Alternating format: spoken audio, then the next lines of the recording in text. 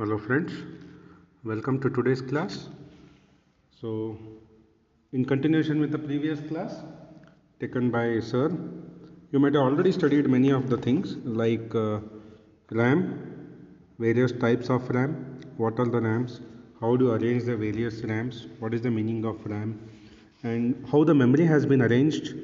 To give you a small glimpse, the memory has been arranged into two types. One is primary memory and another one is secondary memory.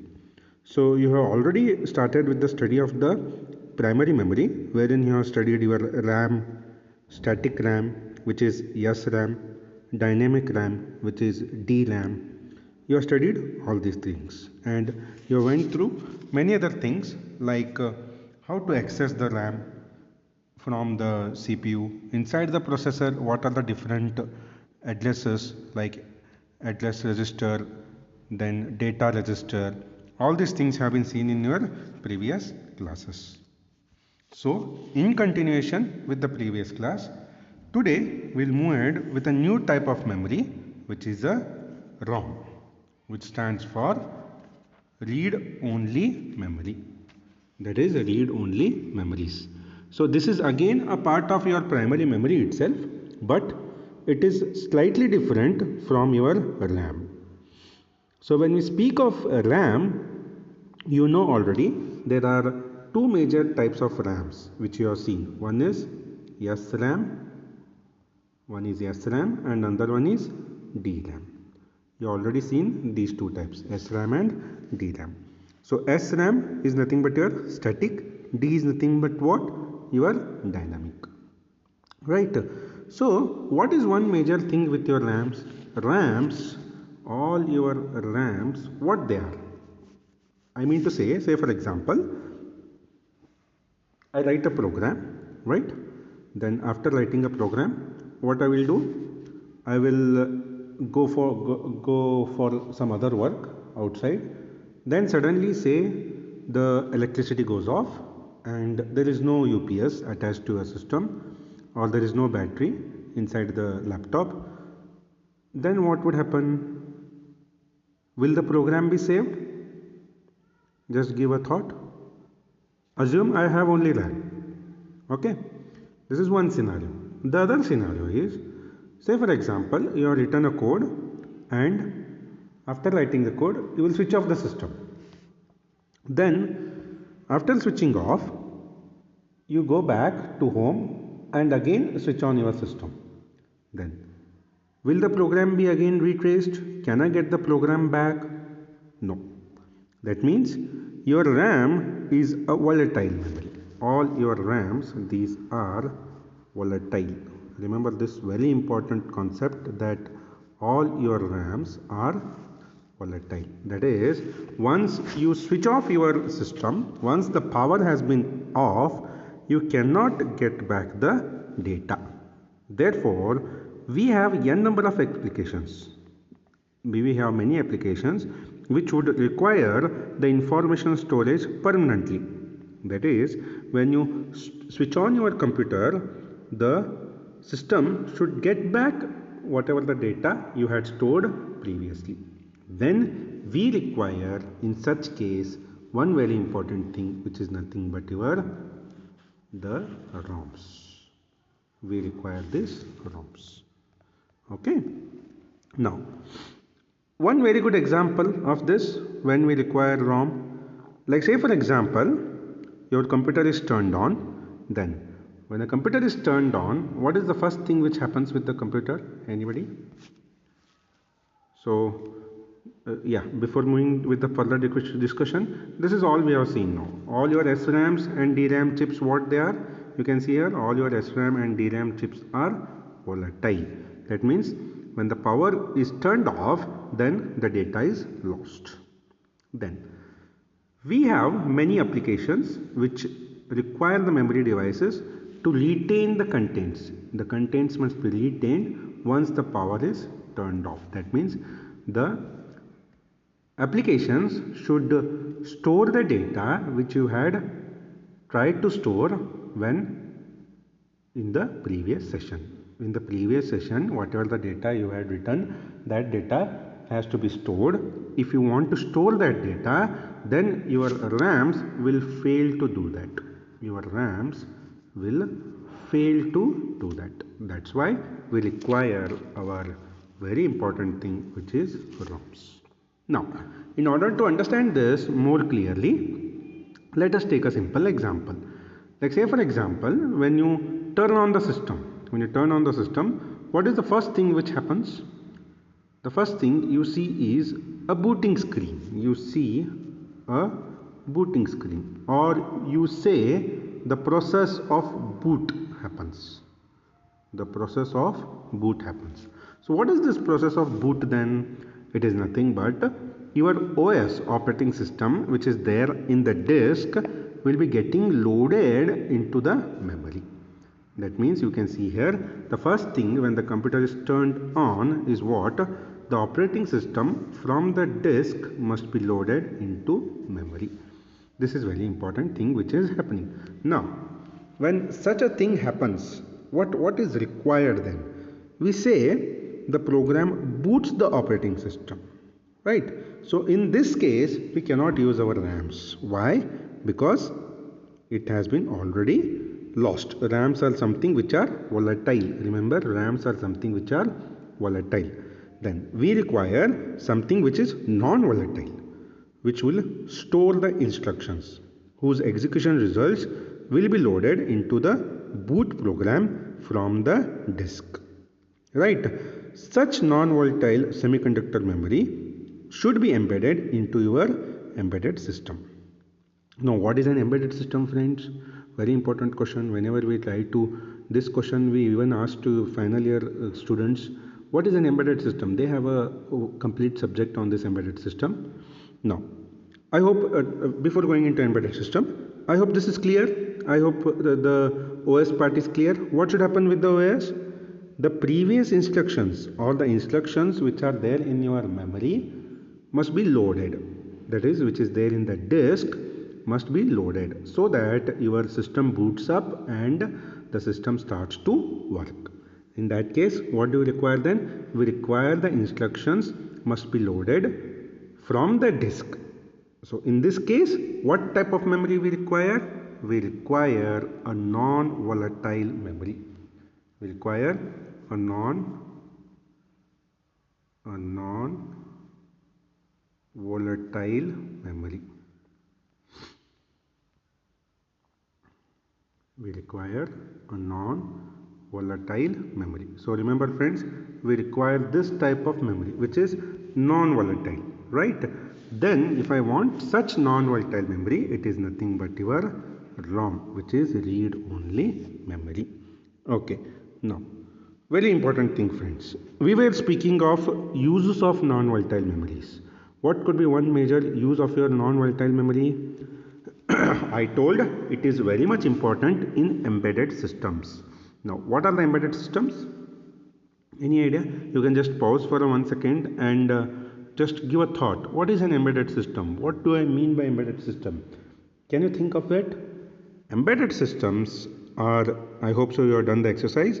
Embedded systems are one which has inbuilt everything. Like you can say memory is there, processor is there, and it is a system in its own. To give you a simple example, all your cell phones. All your cell phones will come into the category of embedded systems. Or the most fashionable thing which we see these days, all your digital cameras. All your digital cameras. All your digital cameras will also be seen in your can also be seen in the embedded systems. This can also be considered as embedded systems. Right friends? Okay. Now, why did I tell about embedded systems friends? Because all your embedded systems require your non-volatile memory, which is nothing but your ROM. Remember this. That means non-volatile memory is nothing but it is the read in the same manner as volatile memory. That means the reading procedure which happens in your volatile memory will be the same as in your non-volatile memory. There will be no change in that. Coming to a writing process, that means the separate writing process is needed to place information in this memory, which we didn't do in your RAM. That means we require a separate process, right? Now, to make it more understandable, we have, say for example, a secondary storage which is not present, but the program must run even though the several times this device is switched off. That means there is no secondary storage. We have only primary storage, but the program must keep on running. Then in such case, we require a non-volatile memory.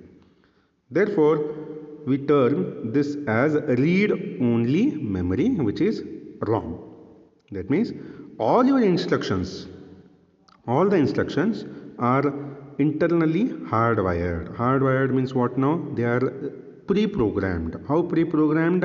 Our electronics engineers will do it with the help of the logic circuits. We will be using some logic circuits, and the instructions of your ROMs will be hardwired, or they will be done with the help of the logic circuits. So therefore, it is used in applications where the same code is to be executed always.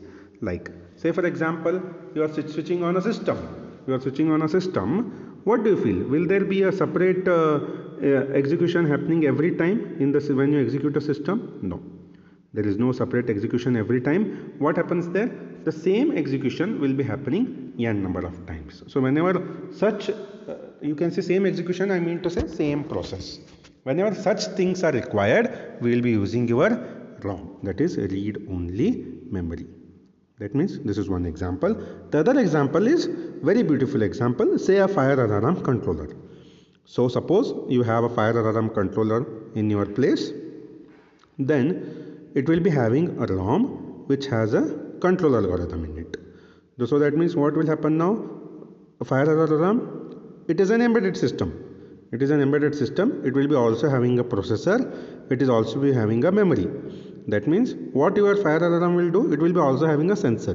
When it senses the fire, the processor or controller will read this to generate the appropriate control signals. That means first the sensor will sense the fire, then it will send it to a processor.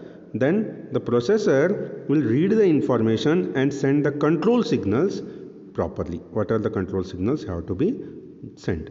So that means to do all this operation, you should write the process. This process is written inside the ROM. What are the process I told you? This whole process is written inside the ROM. So using ROM, you can do all these things. That means, let us get back to the last point here. So normal operation, whatever the normal operations we have, that involves only reading of data. So that means whenever we have a normal operation, you just read the data. This type of memory is called as read-only memory. Just now you might have observed from the fire alarm what we have done. We have just read the data and we have executed the operation. Then we say it as read-only memory. So I hope this is clear, friends, what actually is ROM. So read-only memory is nothing but these are data driven. So the data will be written into the ROM when it is manufactured itself. That's why we call them as what? Hardwired. Hardwired means what? Once you do it, you cannot change it. Okay. So if you speak of a simple ROM cell, let us please listen carefully. Let us concentrate. If you speak of a simple ROM cell, it is nothing but it is a transistor. It is a transistor which is having 2 points. Like say for example, okay. One second, friends. Yeah. So I wanted a plain sheet. So as I was saying, your ROM is nothing but it is like a transistor. It will look something like this. So this is my transistor. Yeah. So ROM memory cell has a transistor something like this, say some T. Okay. Then this T is connected with different lines. Let's say on the top side you have a line called as word line. So here we have a line called as word line. Okay, then please pardon me for the improper handwriting because I am using the mouse. Then on the other end you have one more line here which we call it as bit line. So this I call it as bit line. Okay, then what we do is this transistor is connected to a point using a switch. This transistor is connected with the help of to a point with the help of a switch. Then finally this is grounded, friends. This is grounded. So this is my ground. Okay, so this is my point P. Fine. So when this is connected, when this logic is connected, then we store a 0. So right now it is storing a 0. Okay, when we remove it, like say, oh, it went, like say we remove that connection, whatever the connection was there, if I remove that connection, then a 1 is stored. So in this fashion you will be storing your zeros and ones. Okay, friends. Yeah, so in this fashion you will be storing your zeros and ones. How do you store it? With the help of the transistor.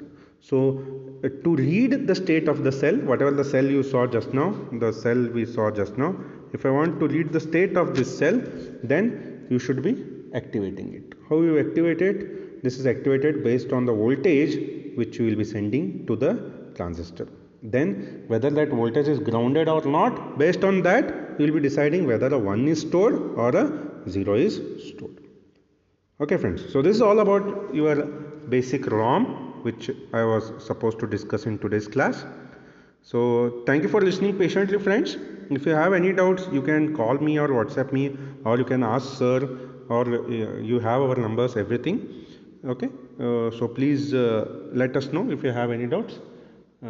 We'll meet again in the next class, wherein we'll try to cover the rest of the topics. Thank you for watching. Happy learning.